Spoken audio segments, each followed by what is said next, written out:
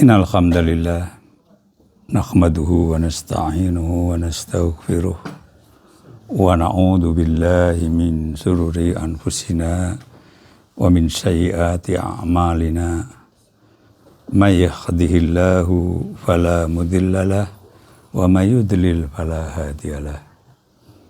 Asyhadu an la ilaha illallah wahdahu la syarika lah wa asyhadu anna Muhammadan abduhu wa rasuluh. Ya ayyuhalladzina amanu taqullaha haqqa tuqatih wa la tamutunna illa wa antum muslimun.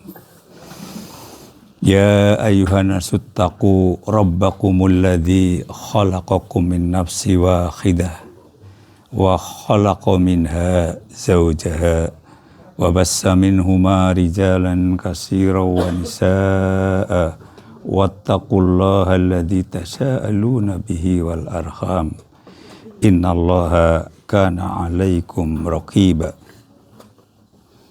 Ya ayyuhalladzina amanu taqullaha wa qulu qawlan sadida yuslih lakum a'malakum wa yaghfir lakum dhunubakum wa may yuti'illaha wa rasulahu faqad faza fawzan adzima. Ma'asyiral muslimin rahimani wa rahimakumullah, jamaah salat Jumat di KBRI Paris yang semoga senantiasa dirahmati Allah. Kita panjatkan puji syukur kepada Allah yang memerintahkan kita untuk terus bertakwa kepadanya. Takwa dengan sebenar-benar takwa dimanapun kita berada. Dan pada hari Jumat ini kita juga diperintahkan untuk berselawat kepada Rasulullah Sallallahu Alaihi Wasallam.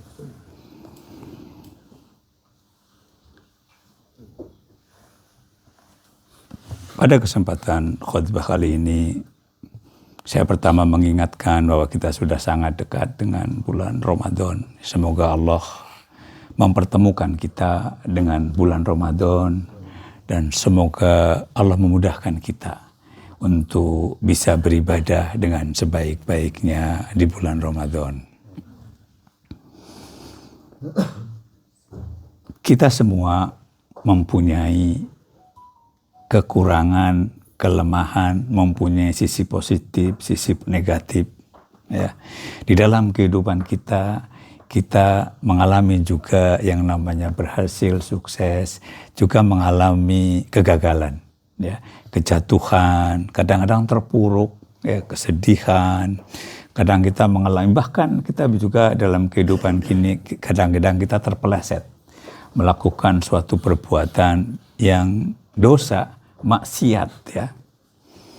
Lalu bagaimana sebenarnya petunjuk Allah, petunjuk Rasulullah Sallallahu Alaihi Wasallam ketika kita dalam kondisi yang terpuruk, kondisi yang betul-betul jatuh, ya. Saya akan mengisahkan satu kisah yang sangat menarik, yaitu setelah perang Uhud. Kita tahu perang Uhud, ya. Di dalam perang Uhud itu maka seharusnya sebenarnya di awal hampir mendapatkan kemenangan, tapi berubah menjadi kekalahan karena beberapa kesalahan, beberapa dosa yang dilakukan oleh para sahabat seperti pemanah yang meninggalkan bukit turun ke bawah untuk ikut mengumpulkan harta rampasan perang, walaupun sudah dipesankan oleh Rasulullah Sallallahu Alaihi Wasallam tidak boleh turun apapun yang terjadi di bawah kecuali mendapat perintah beliau, tapi dilanggar oleh sebagian sahabat. Kemudian pada waktu perang itu juga ketika mendengar sebagian kabar bahwa Rasulullah Sallallahu Alaihi Wasallam meninggal, sebagian langsung berputus asa, sebagian bahkan melarikan diri dari perang. Itu suatu perbuatan-perbuatan, dan kekalahan itu kemudian memang ada sekitar 70 yang sahabat yang kemudian menjadi syuhada Uhud. Bagaimana Allah Ya. Dan Rasulnya mengembalikan para sahabat dalam kondisi mereka setelah melakukan kesalahan, ya kondisi yang penyesalan, kondisi yang sebagian luka-luka yang sangat berat, maka disebutkan ya bahwa Allah berfirman di dalam Al-Qur'an surat Al-Imran bahwa Allah berfirman wala tahinu wala tahzanu wa antum a'launa in kuntum mu'minin. Janganlah kamu bersedih hati, janganlah kamu lemah. Kamu adalah orang yang terbaik karena kamu seorang yang mukmin. Jadi pada kondisi tersebut, kalau kita sedang mengalami kegagalan, maka lihatlah sisi-sisi positif.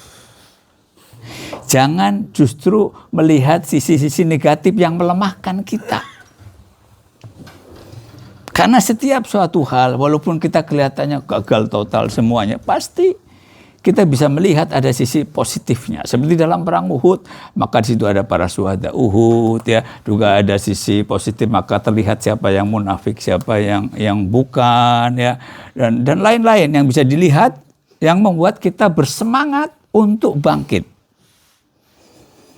Itu adalah yang perlu segera ditanamkan. Dan mungkin pertanyaannya, kalau orang terjatuh, berapa lama sih untuk bangkit?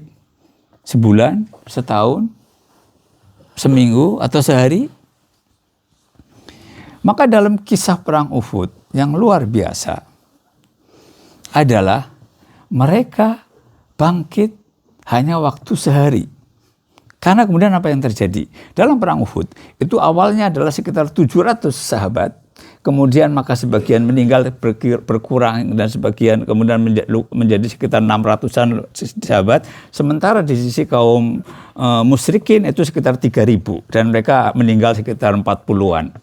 Nah, seketika mereka setelah merasa mengalahkanmu balik ke Mekah, mereka berpikir, mereka nggak dapat apa-apa, nggak dapat hampasan perang, juga mereka tidak banyak, kaum muslimin juga akhirnya tetap banyak juga yang selamat.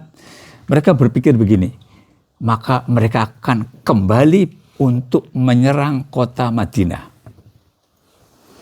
Maka apa yang diperintahkan oleh Rasulullah SAW, pasukan perang Uhud yang dalam kondisi yang sangat berat seperti itu diperintahkan untuk mengejar, justru mengejar kaum musyrikin untuk menghadang mereka supaya tidak sampai masuk kota Madinah.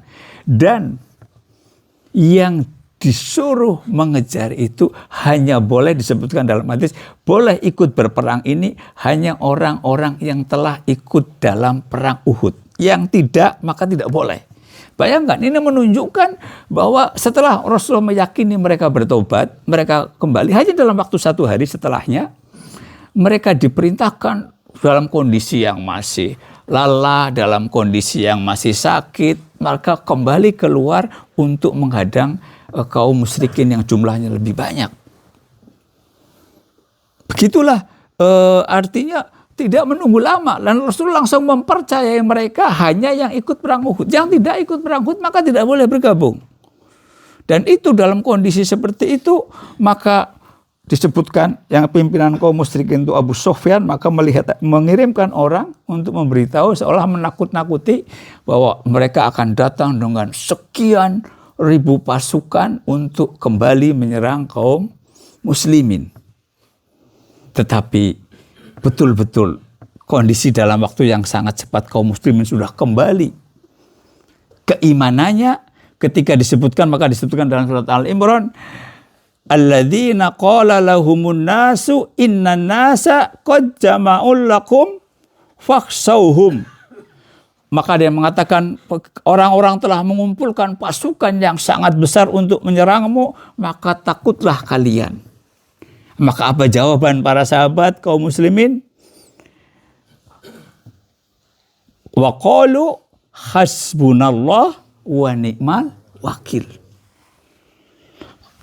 Orang-orang beriman itu mereka justru mengatakan bertambah imannya dan mengatakan bahwa cukuplah Allah menjadi penolong kami.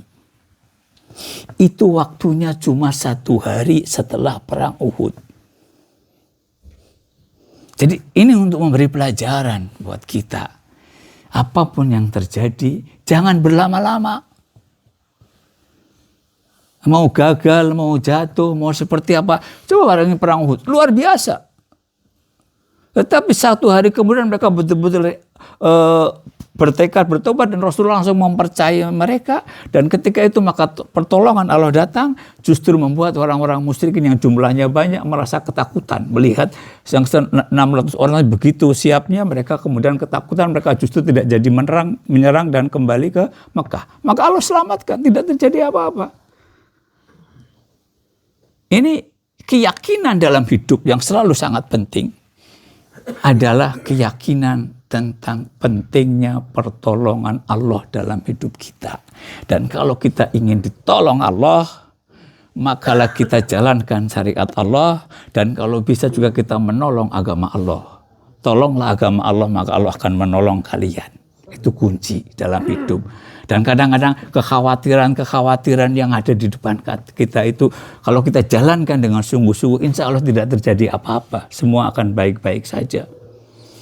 Kadang-kadang selama kita meyakini tentang pentingnya turunnya pertolongan dari Allah Subhanahu wa ta'ala. Aqulu qawli hadza astaghfirullahu li wa lakum wa lisairil muslimina wal muslimat fastaghfiruhu innahu huwal ghafurur rahim.